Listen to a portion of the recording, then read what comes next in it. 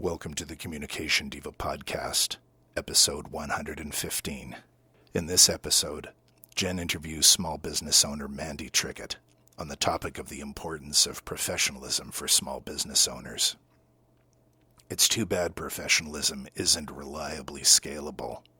An unprofessional attitude or practice that could seriously hurt or kill a small business can be absorbed by a larger organization that can afford not to care about you. Have you noticed how you can phone a large company and be put on hold for 20 minutes because their call volume is larger than expected every time you've called for the last 5 years? Have you ever wondered how many more years it will take for them to start expecting more calls and hire extra people to answer the phone? Now it's over to Jen and Mandi, who really does think your call is important.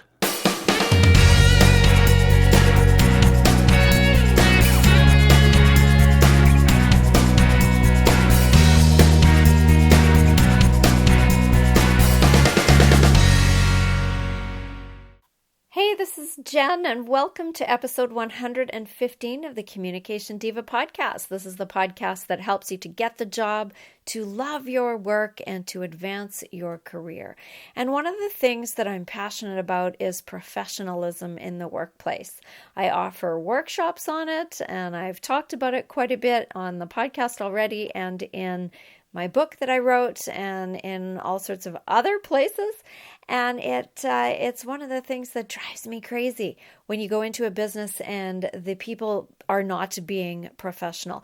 I actually had an experience of that quite recently. We were at a cafe as a family. It was Family Day here in British Columbia about a week ago, and we had the younger two teenagers, and we went off to this little lovely town called Fort Langley, which is a historic town actually, and quite a tourist attraction. And I tell you, everybody had the same idea that day, and we went to this cafe, and I'm not going to name it because it might have just been the day, but I certainly am not going to be going back to this particular cafe. We went in, and there was a great big line out the door to order something, and we just wanted to have something hot to drink and, something sweet to eat and to sit for a few minutes after wandering around the town. And the people behind the counter were quite rude. They were very busy. They were quite rude. And you had to give your name and then wait for your drinks. And so Scott gave his name, and we were standing, waiting and waiting and waiting. We were waiting for a really long time, and people were still ordering, and drinks were being made. And there were some drinks that were eventually put out for somebody named Josh, and the people were calling Josh, Josh, and nobody named Josh was coming forward. And it wasn't quite the same as what we had ordered, but it was similar. And after quite some time, we finally inquired as to what these drinks were, and they had missed one of the drinks, but it turns out that they hadn't gotten the name right, and the drinks that were made were sitting there getting cold. And they sort of shrugged their shoulders and, oh, well, whatever, and made the extra drink, and off we went to sit down. So it wasn't a very good beginning. We sat at the coffee shop, had our drinks. We were kind of put off at that point by this place. And then the person that was coming to take things away from the table, somebody said, thank you. And she just sort of said, yep, and didn't smile. And wow, the whole thing gave us the impression that either the people who work there aren't very happy people, it's not a great place to work, or they just haven't had any training in how to do customer service. But I tell you, it was really definitely not a place I'm going to go back to. And it had nothing to do with the quality of the drinks, which is unfortunate. So it's this kind of thing that makes me want to help people all over the place learn how professionalism can make your business shine. And so today my guest, Mandi Trickett, is someone who I've known for quite some time. I get my nails done with her. It helps me to feel better about about my hands. I'm standing in front of people all of the time, and it's just one of those areas, that you might be self-conscious about. So I like to have my nails done. And I've met Mandi in other contexts. We were in a women in business group together for a while, and she's just an amazing person and so professional. So she is my guest today, and she's going to talk to you about professionalism in the workplace, especially from the context of a small business owner, and how not being professional can really damage your business and how being professional can improve it. So here is my conversation with Mandi Trickett.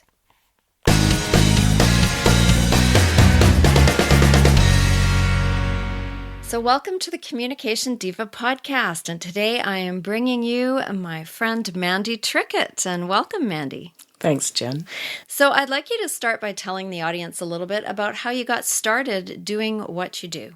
I was a single mother in 1995. My son was born, and I was working in pubs as a waitress and a bartender, and the hours just weren't suitable for being a single mother, raising a child on my own. So I decided to look into something that I could possibly do that would give me better hours so I could be home for my son. And I looked around at the things that I could train for, and I had always kind of had an interest in makeup and things like that. So I decided to take an aesthetic course, and I took an aesthetic course. I finished it in October of 1997, and I started working as an esthetician after that course. It was a 10-month course, and after that I worked as an esthetician. And that gave you the flexibility to be able to look after your baby? Yes, it did. I was lucky and blessed. My parents were able to look after my son during the day quite often, so I would work 4 days a week, and then I was home in the evening and the weekends for my son. So it worked out well. Great. And so when did you decide to go into business for yourself, or did you do that right at the beginning? No, I worked in salons for 10 years. And then the funny thing is, I didn't actually decide to go into business for myself. I got fired from a salon I was working in. Yikes. A new owner took over, and we didn't see eye to eye on how a salon should be run, and I was politely asked to leave. And it was a little bit stressful at first. I remember being in tears with my husband and what am I going to do? And for the first probably 3 or 4 months, I was doing nails and waxing in my kitchen at my kitchen table. Oh, wow. Thank goodness for my clients and how loyal they are, and they stuck by me through all that. And then we set up a room in our townhouse downstairs for another few months, and then decided that that wasn't going to work and we needed to buy a house. And so in 2007, we bought a house, and I set up in the house. Right. Fantastic. Yes. And that's where I first met you, was in that version of your That's right. Your business. And then recently you built a separate salon. Yes, we closed in the garage and made a 3-room salon in that area. So it's completely separate from the house, which works a lot better. Yeah, it's gorgeous too. Thank you. And then you also teach. Yes. And you were teaching, was it nail art, the nails? It's a nail technician course through On Vogue Systems Canada. They are manufacturers right in Langley, and they make a really high quality brand of gel that I use myself. And I was teaching in their school. I'm not teaching anymore. I don't have time, unfortunately, right now. I loved it though. Anyway, I was teaching for them for probably 5 years, teaching the nail tech course. And so today what we want to talk about is professionalism, especially from the viewpoint of a small business owner and entrepreneur like you, and the fact that you were teaching people to do this as well. Professionalism is such an important part of running a business. And, what difference does it make in the work that you do, being professional? What have you noticed about that? Because you're very professional from a customer point of view.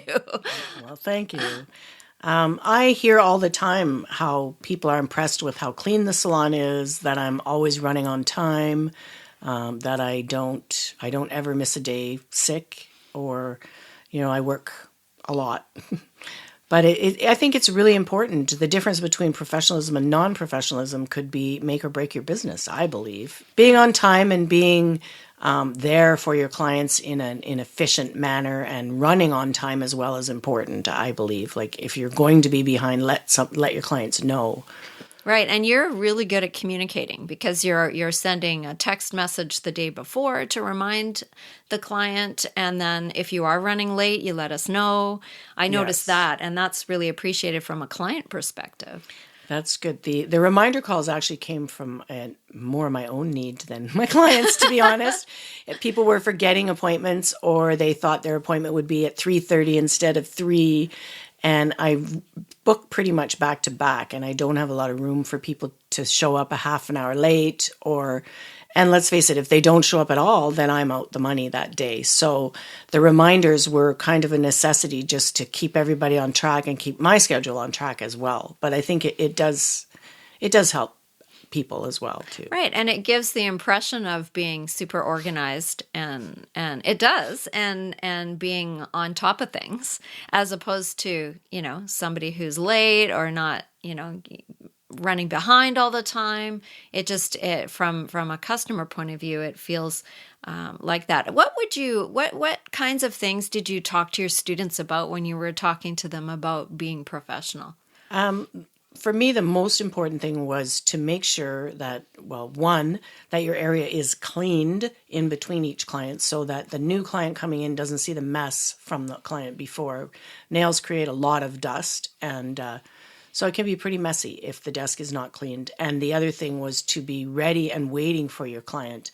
I know I don't appreciate it even at my doctor's office. If I go in and I have an appointment and I've booked an hour for this and they're running 20 minutes behind, I don't appreciate it. So I like to book an extra 15 minutes in between people, and that allows for them to be late if they are, or somebody else shows up early, and it allows for cleaning in between. It just makes a smoother transition from client to client, and it looks better, I think. Right, and that would instill more confidence, I think, in the client. Yes, I think so, yeah. People don't like to see you scurrying around, rushing around, trying to get ready for them, or they don't want to sit and wait either. Right, their time is just important as yours. Right? Yeah, and they don't want to see other people's mess. Exactly. Right. So communication is also a big part of what you do, and I've noticed that because I talk a lot. Surprise, surprise. But I notice that, I mean, you're it's an intimate kind of thing. You're there next to the person, holding their hand, doing their nails, or some of the other work that you do. And sometimes it's for an hour and a half or much longer, depending on what service the person is getting. Mm-hmm. And so you must hear a lot from your clients. I do, yes. I know quite a few people's life stories pretty much, and what's going on in their life and the struggles that they're going through. And it's something that I feel very privileged to be trusted with. It's nice that people feel close enough and comfortable enough that they can trust me with the story of their life or whatever struggles they may be going through at the time. Right. And is that something you told your students about, and maybe confidentiality, that kind of thing? Yes, definitely. I think discussing other people with other clients, discussing clients with other clients is not very professional. I mean, I do make reference sometimes,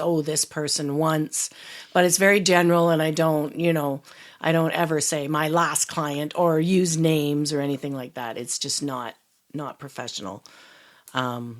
So I think that's important for people to be able to trust you, to know that you're not going to take whatever they're telling you and tell everyone else, right? Right. And it's like going to anybody who does this kind of work, and hairdressers and things, services like that, because I imagine, again, you're spending a good amount of time on a regular basis. Exactly. Yeah. Oh, good. You are doing a cancer campaign right now. Can you tell us a little bit about that? Yes, it's called, it's hashtag She Is Strong by Avenue 42. And what I'm doing is setting aside a full day right now it's every 6 weeks, and I'll see how long I can keep that schedule up to. I may have to reduce it to every 8 weeks. I'm setting aside a full day to do complimentary either eyeliner or eyebrows on women who have been impacted by cancer and have not been able to grow their hair back or have lost their eyelashes. It happens to a lot of them through chemo, and it doesn't always come back. It was one of my clients that actually inspired me to do it. And yeah, I started at the end of January, and I have another date. I did one at the end of January, and then we just did one, I think, on the 12th of February. I did a full day. We did 2 women, and then there's one coming up again at the end of March. So I'm trying to squeeze in right now as many as I can before I go away in April. So I'm doing it a little bit more often than 6 weeks, but after this, it won't be any more frequent than every 6 weeks. And it's going really well, actually. People are very grateful. And I just think my client that has been through it explained it to me in a way that it's sort of taking your power back. Like cancer takes all your power from you and you're a victim, basically. And it helps to take your power back, having something like that done. And for me too, just how she was talking about how she has scars on her body and you can hide those scars, but when you don't have any eyebrow hair, you're walking around with it on your face. Every time you look in the mirror, it's a constant reminder of the struggles that you've had to be through. And I started thinking about it, and I just thought, if that's something that I can help with, why not? And I know what you're talking about, but can you tell the audience what it is you're doing for them as far as eyebrows and eyeliner go? What is it that you do? I do cosmetic tattooing. So I do microblading. I do eyebrows, a blended or shaded eyebrow. I do eyeliner, tattoo, and lips as well. So it's a semi-permanent makeup. So it replaces their hair. The microblading looks like hair, so they can get a natural-looking eyebrow back when they no longer have them. Right. And that gives people confidence, right? And like you say, self-empowerment. I think so, yeah. I mean, if you shave off one of your eyebrows and you look at yourself, you look completely different. It does do a lot, just for your self-confidence in general. And I know the women that I've done so far are like, oh, it's so nice to not have to worry about wiping off an eyebrow halfway through the day. Oh, yeah. So they're constantly carrying around an eyebrow pencil and touching up and yeah. And they don't have to think about that anymore. Exactly. And they can feel like they like how they look again. Exactly. Yeah, because that's a wonderful thing that you're doing. It's you were talking once about because some people say, oh, it's nails, it's not. I don't know what you would say but I think sometimes it makes a huge difference to how people feel about themselves. It does, yeah. I think so too. And some people have said, oh yeah, it's just nails or it's just eyebrows. It's kind of frivolous or unnecessary. But I do remember visiting one of my clients that was dying of cancer in the hospital just to do her nails. She had her daughter call me to come to ask if I could come. Her nails had grown out really long. And I didn't realize it, but it was only about 3 more days and then she passed away. And we were just talking as I was doing her nails, and she thanked me profusely and just said that it gave her a semblance of normalcy in amongst all the chaos that was going on in her life right at that time. She was somebody that had come and got her nails done every month for the last 10 years. So for her, that was a normal thing that she did. And it brought back a small sense of normalcy to what was going on for her. Right, in that crazy time. So that's a huge service that you're doing. Yeah. I looked a little bit differently at it after that, actually. I thought, oh, okay. It does mean something, Yeah, absolutely. Mm-hmm. Absolutely. And those relationships that you build with your clients, 10 years, that's a long time. Mm-hmm. It is, yes. I've had clients longer, actually. It's, yeah. You get to know them, you get to know their kids, you get to know a lot about their life, yeah. Right. And so they come to you every single week, and they wouldn't be coming to you if you didn't have that sense of professionalism and yeah, they come every month usually. Or every month, pardon me. Yeah, okay. Every month and that too. So your business is expanding. There's a lot of competition in this area. Mm-hmm. And how are you finding that? You're still keeping your clients and you're growing still. It sounds like you're so busy. I am. What I've done this year is I'm transitioning out of nails a little bit and more into the cosmetic tattooing. I have some physical struggles with my hands, and nails are really hard on my hands at this point. Plus, I'm getting older. The body starts to break down a little bit. And so I'm transitioning into more cosmetic tattooing, and there's a lot of competition out there. Seems like every time you turn a corner, somebody else is doing microblading. So yeah, there's a lot of competition. I've hired a social media marketer.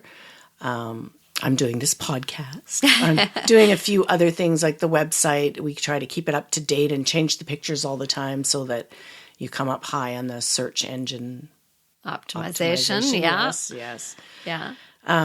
So yeah, I'm trying to keep up with the times, really. And the professional part is not just in the timing, but also in how all of that stuff looks, like how your website looks and how your social media looks. And is there anything else in that that shows professionalism in your estimation? I would say training. Displaying the training that you have prominently. I've taken quite extensive training in both fields that I've been in, and I have certificates for all of it, and that's always displayed. And because my salon is attached to my home, I also make sure that my business license is displayed prominently. That just gives an air of professionalism, I think, too. And I always keep a copy of Fraser House certificate saying that I'm very low risk and that everything is good on hand in case anybody ever wants to see it. Right. So you've got all your documentation and you've got it available and displayed for people. Exactly. Right. Yeah. And then do you have, like if people want testimonials, do you have those somewhere? I have reviews on which I guess are testimonials on my sites. Yeah. Not so much on the website, but on Google and on Facebook. I have a Facebook page. Right. Also, with permanent makeup, I think people, or cosmetic tattooing, people want to come in and see that you're clean. Right. And I'm always willing to open up my drawer where I keep all my needles and show them everything that I'm going to use throughout the service so that they get that everything's sterile, and so they get an air of confidence, or they gain some confidence in me that way as well. It's also professional. You should be an open book when it comes to questions like that about what you're going to do on someone. Yeah. I think. Have you ever had to, when you were teaching, have you ever had trouble with a student who wasn't being professional? Oh, yeah. Yes. Showing up in sweats and dressing professionally is part of it as well, too. You know, you got to look the part, I think. Otherwise, people don't get a lot of confidence in you. First impressions are important when it comes to this type of business, or any business, really. And we'd have a few girls that would show up in running shoes and sweatpants and or like visibly dirty hands and things like that. And you got to nip that in the bud, right? It's like, yeah. You either go take that off and put on a smock, or wash your hands, Put your hair up or whatever. Yeah, exactly. Yeah. Exactly. Yeah. Are there special challenges with having a business in your home as opposed to having it in a rented space somewhere else as far as professionalism goes? I think maybe walk-in traffic. People aren't quite as inclined to walk into a salon that's connected to a home as they are into as a storefront salon. And I have had a few people question my validity over the phone just because I am attached to my home. They're calling right away, do you have a business license? Where I don't think they do that so much to a storefront. Or I've also had people over the phone challenge my pricing because my salon is attached to my home, and why am I charging so much considering I'm working from home, right? So, really? Oh yeah, I've had that over the phone a couple times. Good heavens! And, yeah, I basically just say because I'm worth it, and then I hang up. Wow, I never thought that. I guess it takes all kinds, right? Mm-hmm. But I wonder why there's that perception that working from your home, when it's a separate space and you still have to, equip it with everything that you need, and you've got other people working with you as well. I do, yes. Yeah, I have 2 ladies that are actually doing a couple days a week renting one of the nail desks in there from me. Right. So they're not really employees, but You've got other people doing what they do in your space. Yes. And so all the more reason it's not just you. There's other people you have to consider as well. Exactly. Yeah. And so how was that choosing those people? Because now you're bringing people into your very neat and tidy, organized space. Well, that was where the teaching helped a little bit. The one of the ladies that I have working there on the weekends, she is one of my past students, and she approached me about working there, and we had gotten along really well, and I knew she did a really nice job, and I had seen her work manner, and that wasn't an issue. And the other lady is a lady who has taken over my spot teaching at the En Vogue School. And I'd seen her work, and she does competitions, and she's very clean. We even started on a trial basis just to see if we would kind of hit it off. And it's been great. She's wonderful. She likes the fact that it's clean. In fact, she told me it's the cleanest salon she's ever worked in, which was really nice to hear. Yeah. And she's very respectful of that. So it's worked great so far. Right, because it's not just how you present or how you conduct yourself, it's the space as well that speaks volumes. I know I did a whole episode at one point on the things, or I maybe it's in my book, I can't remember where I put it out there, but that the things you have with you are communications. So, you walk in and you look at a messy desk, that's a communication saying, I'm not that organized, or I'm not that clean, or... Exactly. Yeah. So the space around you speaks volumes before any words or anybody even appears, I think. Yeah, I think so too. Yeah. So that was good that you were careful with looking at that. Mm-hmm. Any other thoughts on how somebody who's listening to this, who maybe isn't in the Langley area, who's not able to come and visit you, but any thoughts for someone who's maybe thinking of starting their own home business? Any advice for someone in that area? I would say look into it before you decide to set up. I know when I was teaching, a lot of times I saw girls open up something in their house and then later try to jump through the hoops to get a business license or to get certified by Fraser Health, because if you don't have that, you can't get insurance. And so then you are liable for even if a delivery driver slips out front of your house, right? So I would suggest getting a business license for sure, but jump through the hoops first. Don't do it after, because I know I heard a lot of people, oh, well, there's carpet on the floor that has to come out. Things they didn't bother to look into before they decided where they were going to set up their space in their house. And it's caused a lot of grief for people.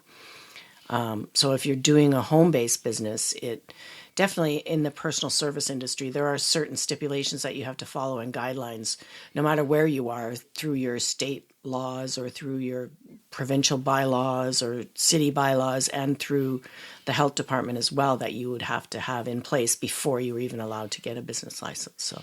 Right. So research and then looking, maybe talking to other owners to figure out how to do it. Yeah. And then just coming at it through that, professional lens, rather than just something you're doing on the side from home, even if you are doing it on the side. Yeah, exactly. Because some people can't afford to just jump right in and start full time. No. Because there's a lot of equipment and things involved, especially in what you're doing. Yes. Yeah, there is for sure. Yeah, great. All right. Well, thank you. And where can people find you if they want to connect with you and come visit Avenue 42? Where can they find you? I have a website. Sorry. It's www.avenue42langley.com. I'm also on Facebook at Avenue 42 Langley and Instagram at Avenue 42. And 42 is the numerals 42. Yes, it is. And then it's the avenue is all spelled out. Yes. Right. Just for those of you who are listening who don't come to the website to look. I'll also have all of the links for Mandi's social media and her website on the show notes page at communicationdiva.com so that you can come over and check that out afterwards. Great. Well, thank you for this time, Mandi. I really appreciate you taking the time out of your crazy busy schedule to come and talk about this. I think people who are looking into setting up a home business, there's a lot to think about, and I really appreciate you taking the time today. Well, thank you very much, Jen. So that was my conversation with Mandi Trickett, the owner of Avenue 42 in Langley, British Columbia. And again, Mandi is a certified nail trainer. She's an esthetician, a cosmetic tattoo technician, and she does things like microblading and skin revision. And if you want to know what all that stuff is, you can go take a look at her website, which is avenue42langley.com. And I will have all of the links and contact information on the show notes page over at communicationdiva.com for episode 115. I've got all sorts of other things going on the website. If you come by, I'd love for you to stop by there and leave me a note or a voicemail or just to say hello. If you know anyone who is in a long-term committed relationship and would like to take a communications course for couples that is fully online, it is at courses.communicationdiva.com, and the course is called Marriage Works. This is a marriage preparation workshop for couples, and it is fully online, and you can access it any time of day or night from wherever you are. It's quite a long course. It's video-based. It's got all sorts of downloadable worksheets, and it's a course to help you have those deeper conversations before you say I do. And it doesn't have to be for people who are actually getting married. It's good for any couples who are wanting to work on their communication skills, conflict management, and how to have deeper conversations about life in general. So check it out, and if you know someone who is getting married, it makes a fantastic wedding gift. So that's all I've got for you today. Until next time, thank you so much for coming over and listening to this show. And until next time, do take care.